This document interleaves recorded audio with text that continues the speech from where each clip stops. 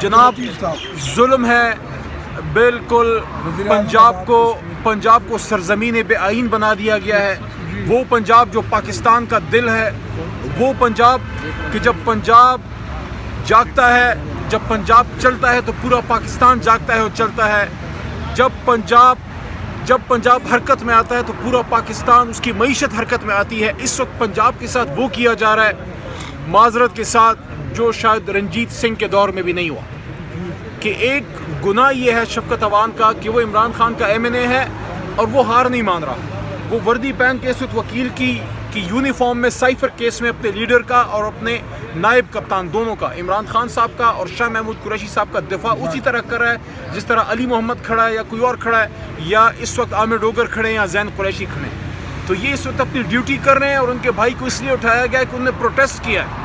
تو میں یہاں پہ ڈائریکٹلی اپنی بڑی بہن سیاسی اختلاف اپنی جگہ, لیکن مریم نواز صاحبہ سے سوال ہے, یہ احتجاج آپ لوگوں نے نہیں کیے؟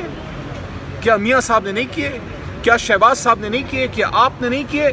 یہاں ڈی چوک تک آپ لوگ آئے, بلاول صاحب آئے, مولانا صاحب آئے, ہماری حکومت تھی. کیا ہم نے دفعہ 144 لگائی تھی؟ کیا ہم نے آنسو گیس چلائی تھی؟ کیا ہم نے آپ لوگوں کو اٹھایا تھا؟ کیا ہم نے کسی کو ایبڈکٹ کرایا تھا؟ کسی کی چادر چار دیواری کا تقدس پامال کروایا تھا؟ کیا ہم نے لوگوں کے گھر توڑوائے تھے؟ کیا ہم نے لوگوں کے بچے غائب کیے تھے؟ کیا ہم نے لوگوں کی مائیں یا بہنوں کی سر سے چادر چھینے تھے؟ جو عثمان ڈار کی ماں کے ساتھ ہوا ہے, یہ عثمان ڈار کی نہیں, یہ پنجاب کی ہر ماں کا ایک قصہ ہے.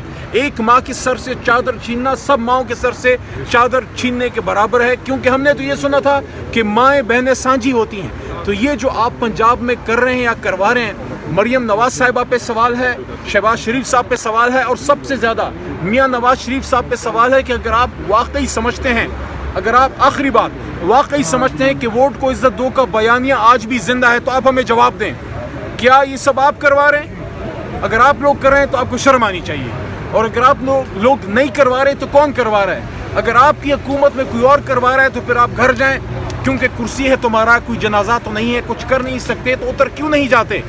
اس وقت ہم پوری قیادت شفقت عوان صاحب کو کہنا چاہتے ہیں, یہ آپ کا بھائی نہیں, ہم سب کا بھائی ہے, ہم سب کا بھائی. ہم پرامن سیاسی جدوجہد جاری رکھیں گے, انشاءاللہ ہم پر امید ہے عدالتوں سے انصاف ملے گا.